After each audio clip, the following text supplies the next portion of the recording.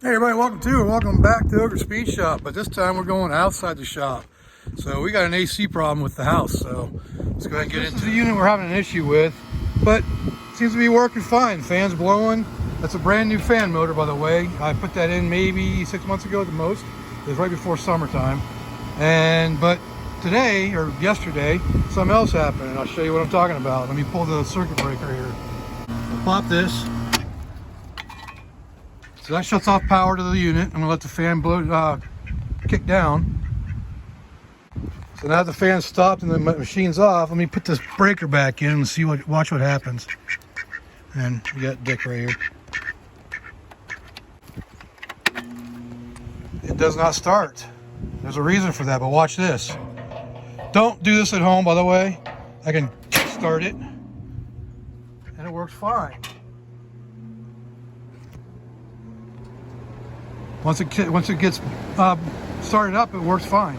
So let's get into the reason why it's doing it. The first thing we're gonna do is pull power again. So we got that off. We gotta pull this panel right here. I'm gonna show you what the problem is. We got a walking stick right there.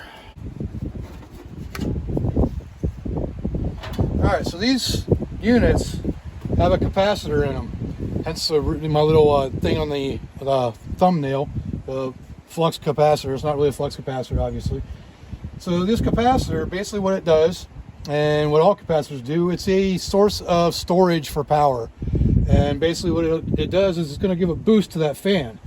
And when that thing goes bad, it can't boost the fan to start up. So we're going to replace that with the brand new one I just picked up.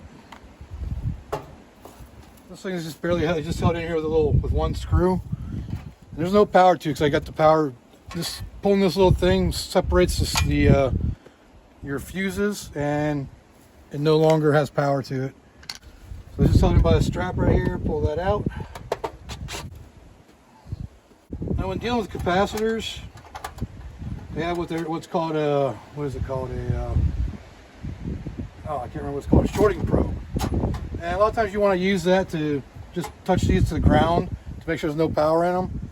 But I don't have one, so we're just going to risk it. The way I'm going to do this is I'm going to compare it to the new one and just swap wires directly over. So we have fan, we have, I don't know what Herm is, and then C. So, okay, so blue is the fan, so we need that to go to the fan wire. So the next one is your Herm. This yellow and red wire go to it. And we got 3 wires going to the C. So your orange and 2 different yellows. Ouch. Okay, so that's the old one. New one's in. We go ahead and get it mounted on there. Well, that ain't holding very good, but okay, so now the real test. If I plug that thing back in, it should fire right up. So let's try it out.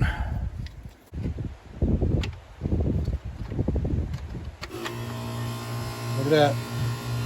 The fan started right up. Didn't have to kickstart it.